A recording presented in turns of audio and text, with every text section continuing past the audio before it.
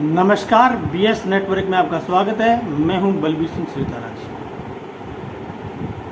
आपने सुना होगा पूरे देश के अंदर हर आदमी की मुंह से सुना होगा देश को विश्व गुरु बनाने की,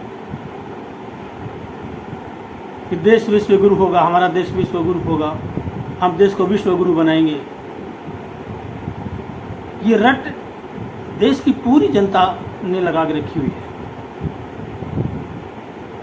पर देश विश्व गुरु होगा कैसे, ये किसी ने नहीं सोचा। कहने से या सोशल मीडिया पे पोस्ट वायरल कर देने से, इंस्टाग्राम पे, यूट्यूब पे, ट्विटर पे, इससे देश विश्व गुरु नहीं होगा। देश को विश्व गुरु करने के लिए, देश को विश्व गुरु बनाने के लिए देश में कानूनों में बदलाव करना पड़ेगा। अंग्रेजों के समय के जितने भी पुराने कानून हैं उनको समूल नष्ट करना पड़ेगा, सभी को ख़त्म करना पड़ेगा और सभी को ख़त्म करके एक नया इंडियन पिनल कोड बनाना पड़ेगा। वैसे 1500 कानून ख़त्म हो गए हैं जिन पर चर्चा नहीं हुई कभी, और अब 3 कानून और ख़त्म करने की चर्चा हुई है।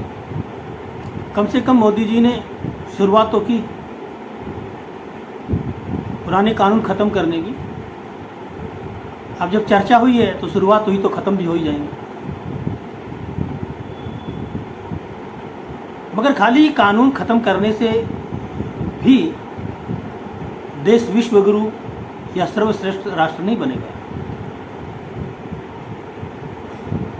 क्योंकि हमारे देश के जो नौकरशाह हैं, नौकरशाह मतलब आईएएस अधिकारी जो कानून बनाते हैं, हम सब जब भी कभी अपना कुछ काम करते हैं, अपने लिए कुछ बनाते हैं, तो उसके लिए 10 जगह से 20 जगह से सैंपल लेते हैं, नकल लेते हैं और जगह जगह की नकल करके अपने काम को अच्छे से अच्छा बनाने की कोशिश करते हैं। इसी प्रकार से आईएएस भी जब अपना कोई काम करते हैं, ये भी 10 जगह से सैंपल लेते हैं, 10 जगह से उनकी नकल करते हैं, तब जाके अपनी कोई भी चीज़ बनाते हैं। कोई कुछ भी हो, चाहे घर बनाए, चाहे कोठी बनाए, चाहे फार्म हाउस बनाए, कुछ भी बनाए, 36 प्रकार के आर्किटेक्ट बुलाते हैं, उनसे सबसे नक्शा बनवा के देखते हैं कौन सा नक्शा ठीक है, कौन सा नहीं है, तब जाकर के ये अपनी चीज़ को बनाते हैं। ये भी और हम भी उसी में हैं। मगर जब बात आती है देश में कानून बनाने की, तब ये नौकरशाह इतने कामचोर हैं, ये जो ड्राफ्टिंग बनाते हैं, ड्राफ्टिंग बनाते वक्त ये नहीं सोचते हैं कि हमको सिंगापुर में कानून कैसा है उसको पढ़ कर देखना चाहिए, फ्रांस का कैसा है, अमेरिका का कैसा है, जापान का कैसा है, चाइना का कैसा है। नहीं, बस वो तो जैसे बन जाए वैसा ठीक है। अब एक नया इंडियन पिनल कोड की एक ड्राफ्टिंग आई है जब से मोदी जी ने ये चर्चा शुरू की है, लेकिन वो जो ड्राफ्टिंग है उसमें कुछ भी नहीं है। उसमें खाली जो चैप्टर हैं उनको आगे पीछे किया गया है और जो सेक्शन है उनमें बदलाव किया गया है। बाकी जैसे था पहले जो का तो उन्होंने बना करके बंद कमरे में पेश कर दिया। उससे क्या फ़ायदा होगा?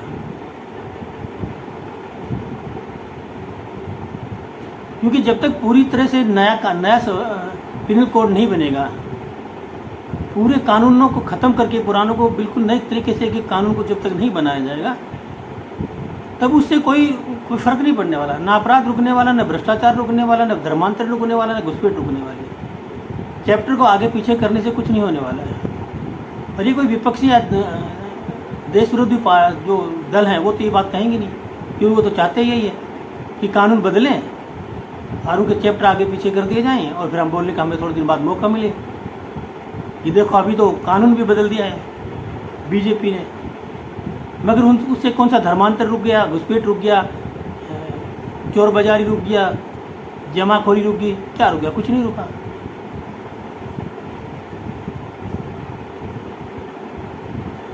हमारे देश के इंडियन पिनल कोड में मात्र 23 चैप्टर हैं और यही अमेरिका के फेडरल पिनल कोड में 123 चैप्टर।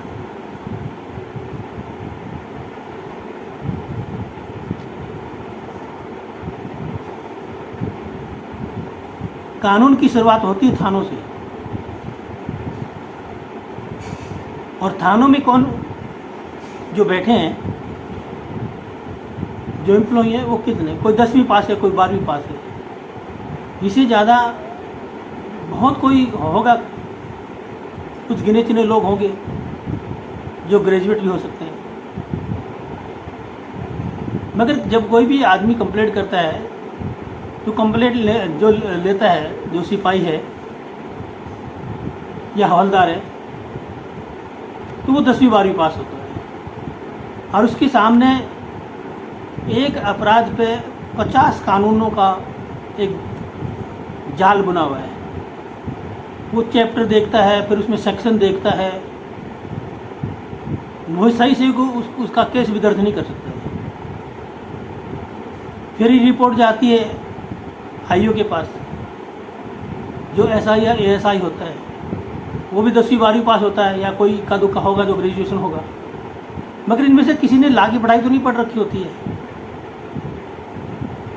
चाहे वो सिपाही हो, चाहे हवलदार हो, चाहे एएसआई हो, चाहे एसआई हो, चाहे इंस्पेक्टर हो। तो इससे अगर जब उनको इतना ज्ञान नहीं है तो उस चीज़ से फ़ायदा क्या? सरकार ने तो बोल दिया कि 1960 का इंडियन पिनल कोड, 1962 का पुलिस एक्ट और 1872 का 1860 का इंडियन पिनल कोड, 1862 का पुलिस एक्ट और 1862 का एविडेंस एक्ट ख़त्म कर दो। पर हमारे नौकरशाह जो है वो तो कामचोर हैं, अपना काम तो वो ईमानदारी से नहीं करते हैं ना। जब तक नौकरशाह ईमानदारी से काम नहीं करेंगे, एक बढ़िया ड्राफ्टिंग नहीं करेंगे, जब बढ़िया ड्राफ्टिंग, नौकरशाह का काम है ड्राफ्टिंग करना, कानून बनाना काम है पार्लियामेंट का। विधायक और सांसद मिलकर के, सांसद ये कानून बनाते हैं और विधायक उसको सहमति देते हैं। मगर जब नौकरशाह ही हमारे इतना घटिया ड्राफ्टिंग करेंगे तो कानून बनाने वाला तो घटिया कानून बनाएगा ही। सिंगापुर में, जापान में, अमेरिका में, चाइना में 1 नेशन 1 पिनल कोड है पहले से ही, और अब भारत में भी 1 नेशन 1 पिनल कोड बनने जा रहा है। जब एक नया पिनल कोड बन रहा तो इसी में एक चैप्टर धर्मांतरण का भी डाल देना चाहिए। इसके लिए अलग से कानून बनाने की जरूरत क्या है?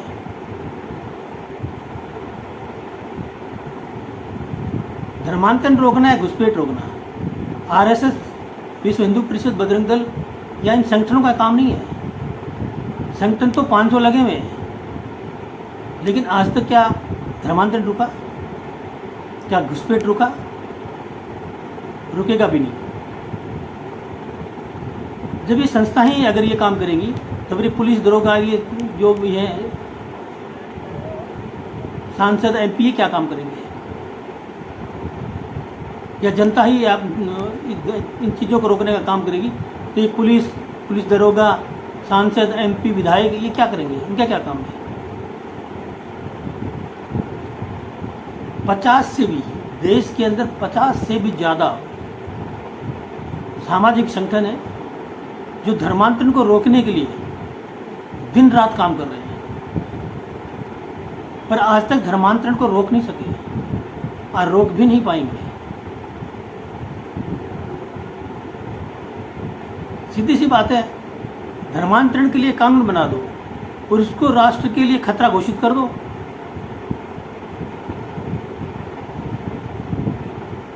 क्योंकि धर्मांतरण एक राष्ट्रीय सुरक्षा के लिए खतरा है, और जो राष्ट्रीय सुरक्षा के लिए खतरा है उसके लिए कानून है, ऑलरेडी पहले से है, एनएसए, नेशनल सिक्योरिटी एक्ट।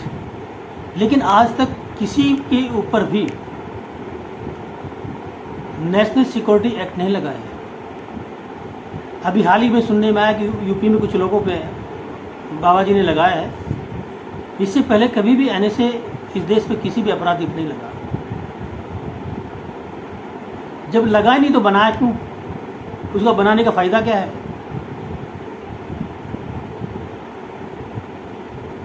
धर्मांतर देश की एकता अखंडता के लिए भी खतरा है, और इसके लिए एक कानून है ऑलरेडी भारत के अंदर, UAPA, मगर आज तक किसी भी धर्मांतर करवाने वाले पर एक बार भी किसी पर भी UAPA नहीं लगाया। गलती से किसी पर एक आध पर लग गया तो मैं नहीं कह सकता, मगर किसी पर भी खाली बना के रखा है देखने के लिए, कहने के लिए, लेकिन इस्तेमाल किसी पर नहीं किया है। और इसलिए अपराध बढ़ते हैं, इसलिए धर्मांतर नहीं रुकता है, इसलिए घुसपैठ नहीं रुकती है, क्योंकि धर्मांतरण एक डायरेक्ट इनडायरेक्ट वार है, सिविलाइजेशन वार है, डेमोग्राफी बदलती है इससे। इंडियन पिनल कोड में सेक्शन 121 जिसको कहते हैं वेज वार, अगर हमारे धर्म के लिए, हमारी संस्कृति के लिए, हमारे राष्ट्र के लिए, और प्रत्यक्ष या अप्रत्यक्ष रूप से, डायरेक्ट या इनडायरेक्ट रूप से अगर कोई युद्ध हो रहा है, कोई युद्ध कर रहा है, तो इसके लिए सेक्शन 121 है। इसमें फांसी से लेके आजीवन कारावास तक की सजा है, मगर इस प्रकार के अपराधियों पे, इस प्रकार के तत्वों पर आज तक किसी ने भी सेक्शन 121 का उपयोग नहीं किया है मेरी नज़र में, और किया भी होगा तो मेरी नॉलेज में नहीं है। और ये जो एक संक्षिप्त अपराध है जिसमें कई लोग मिलकर एक अपराध करते हैं, उसके लिए एक कानून है, उसके लिए भी एक कानून है। वो अलग अलग राज्यों में है, जैसे गुजरात में गुजको का है, महाराष्ट्र में मको का है, उत्तर प्रदेश में गैंगस्टर एक्ट है। क्योंकि धर्मांतरण एक संगठित अपराध है जिसमें कई लोग मिलकर ये अपराध करते हैं। कोई पैसा देता है, कोई जगह देता है, कोई कुछ देता है, कोई कुछ देता है, कोई सलाह देता है, कोई एडवाइस देता है, कोई प्रोग्राम बनाता है। तो ये एक संगठित अपराध है जो 10 15 20 50 लोग मिलकर ये अपराध करते हैं, और इसके लिए ऑलरेडी हैं ये अपराध। लेकिन ये ना तो किसी पे गुजको का लगा, ना किसी पर मको का लगा, और ना किसी के ऊपर गैंगस्टर एक्ट लगा। अभी कई जगह लगने लगा है, लेकिन वो भी इतना खौफ नहीं है उसका, कि इतना इम्प्लीमेंट नहीं हुआ वो, और इसलिए बड़ा धड़ल्ले से सब ये काम होते हैं। धर्मांतरण भी होता है, घुसपैठ भी होती है, काला बाजारी भी होती है, हर प्रकार के अपराध होते हैं देश के अंदर। क्योंकि उनको पता है कि इस प्रकार की जो कानून जो देश में बना रहे सब दिखाने के लिए, डराने के लिए है, ये इस्तेमाल करने के लिए नहीं है। जैसे दुनिया भर की गने हमने मिसाइलें खड़ी कर रखी हैं, वो सिर्फ हर दिन दागने के लिए नहीं है, वो सिर्फ पड़ोसी दुश्मन देशों को डराने के लिए है। ऐसे ये कानून भी हमने जो है डराने के लिए बना रखे हैं, इस्तेमाल के लिए नहीं बना रखे हैं। हमारे देश में दुनिया भर के महामंडलेश्वर हैं, हजारों की तादाद में महामंडलेश्वर है, धार्मिक गुरु हैं, कथावाचक हैं, साधु संत दुनिया भर के हैं। मगर आज तक कोई भी झूठ नहीं रोक पाया इस देश के अंदर, क्योंकि इस देश में झूठ बोलना पाप तो है मगर अपराध नहीं है। क्यों नहीं झूठ बोलने पर एक कानून बना दिया जाए, नार्को पॉलीग्राफ ब्रेन मैपिंग, जिसमें 10 से 20 साल तक की सज़ा है। जिस दिन नार्को पॉलीग्राफ ब्रेन मैपिंग जो कानून बन जाएगा, एक दो पर इस्तेमाल हो जाएगा, एक दो पर लग जाएगा, तो ये सब काम करने से पहले, झूठ बोलने से पहले 100 बार सोचेगा आदमी, झूठ बोलना बंद हो जाएगा। मगर नहीं, कौन बनाए इस कानून को? क्योंकि सारे तो झूठ बोलते हैं। अंदर जितने भी बैठे हैं सत्ता के अंदर, जितने भी छोटे से लेके बड़े नेता तक जितनी भी पार्टियां हैं, सब झूठ ही तो बोलने का काम करती हैं। अगर झूठ बोलने पर ये ऐसा कानून बना देंगे तो ये तो सारे फंस जाएंगे। तो इसलिए इस प्रकार का कानून, और ना ही ये नौकरशाह चाहते हैं इस प्रकार का कानून बन जाए, क्योंकि ये भी कामचोर एक नंबर के झूठे हैं।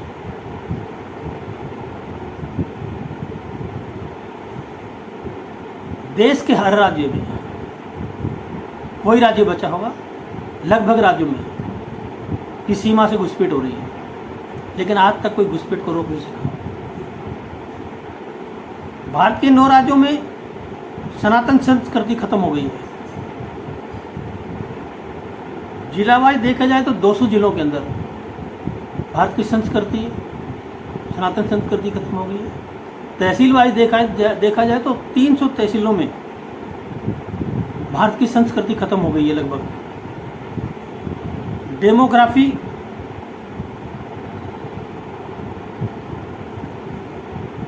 खत्म हो रही है।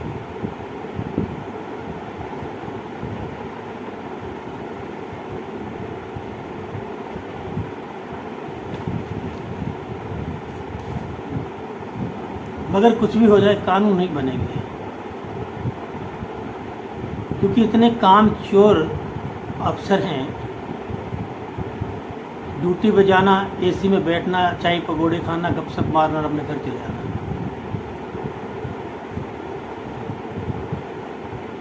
200 जिलों में, जिन जिलों में सनातन संस्कृति खत्म हो गई, उन 200 जिलों में भारत माता की जय के नारे लगाना बंद हो गया, खत्म हो गया। इन 300 तहसीलों में वंदे मातरम का नारा लगाना बंद हो गया, कोई नहीं लगाता है। अब आप बताइए, अमेरिका, चीन में, सिंगापुर में इनमें घुसपैठ क्यों नहीं होती, इनमें धर्मांतरण क्यों नहीं होता है? क्योंकि इन देशों का कानून शक्ति है। इन देशों में राष्ट्रपति, प्रधानमंत्री कोई भी हो, कोई भी ना हो, इससे कोई फर्क नहीं पड़ता है। फर्क पड़ता है कानून से। वैद्य जी कैसे भी बदल दो, कितने भी बदल दो, उससे कोई फर्क नहीं पड़ता है। फर्क पड़ेगा, अच्छी जड़ी बूटी होगी, उसको कूट पीट कर अच्छी गोलियां बनेगी, अच्छा चूर्ण बनेगा, वो अच्छा चूर्ण दिया जाएगा, जड़ी बूटी होगा, तब जाकर के जो है ना असर करती है शरीर पे, शरीर में वो जड़ी बूटी। वैद्य जी नहीं करते हैं। वैद्य जी तो नाड़ी पकड़ के आपको बीमारी बता देंगे, बीमारी बता कर आपको फिर जड़ी बूटी की वो गोली बना करके, टैबलेट बना करके दे देंगे। वो असर बॉडी में जाएगी, वो असर करेगी, तब जब जाकर करके मरीज ठीक होगा। क्योंकि चाइना का, अमेरिका का, जापान का, सिंगापुर का, फ्रांस का, इनका कानून बहुत सख्त है। इतना सख्त कानून होने के बाद में भी फ्रांस जला अभी। यूएन का परमाणु सदस्य भी है, दुनिया भर की मिसाइलें भी हैं, बोफोर्स भी है, मिसाइल भी, पता नहीं क्या क्या है, परमाणु बम भी, सब कुछ है। मगर फ्रांस फिर भी जल गया, क्योंकि फ्रांस का भी हाल यही होता जा रहा है जो हिंदुस्तान का है। फिलहाल वैद्य, इस देश में जो वैद्य जी हैं फिलहाल अच्छे वैद्य हैं, वो नब्ज देखते बीमारी बता देते हैं। मगर वैद्य जी को जड़ी बूटी ला के देने वाला, या जड़ी बूटी को पीस करके, मसल करके उसको दवा गोली बना के देने वाला ठीक नहीं है। जिस दिन वैद्य जी को जड़ी बूटी अच्छी मिलने लग जाएंगी, जड़ी बूटी लाने वाले, सप्लाई करने वाले सांसद, विधायक, अफसर साहब, ये अगर सही मिल जाएंगे ना, आज जो वैद्य जी हैं हमारे देश के प्रधानमंत्री नरेंद्र मोदी जी, जब इस वैद्य को जड़ी बूटी सप्लाई करने वाले सांसद, विधायक और नौकरशाह, IAS, ये सब सही जड़ी बूटी ला के दे देंगे, तो इलाज भी सही, बहुत सही कर देंगे। आज के वैद्य जी हमारे देश के ऐसे हैं। तो जब तक देश में कानून पुराने पूरी जड़ से ख़त्म नहीं होंगे, पूरे के पूरे नए कानून नहीं बनेंगे, जब तक वैद्य जी को अच्छी जड़ी बूटियाँ ला करके नहीं देंगे, ये नौकरशाह, ये सांसद MP, जब तक ना धर्मांतरण रुकेगा, ना घुसपैठ रुकेगी, कोई भी अपराध नहीं रुकेगा। तो आज के अंक में इतना ही, कल फिर मिलेंगे किसी और मुद्दे पर। जब तक मेरा वीडियो शेयर करिए, लाइक करिए, प्लीज़ सब्सक्राइब करना ना भूलिए। जय हिंद, जय भारत।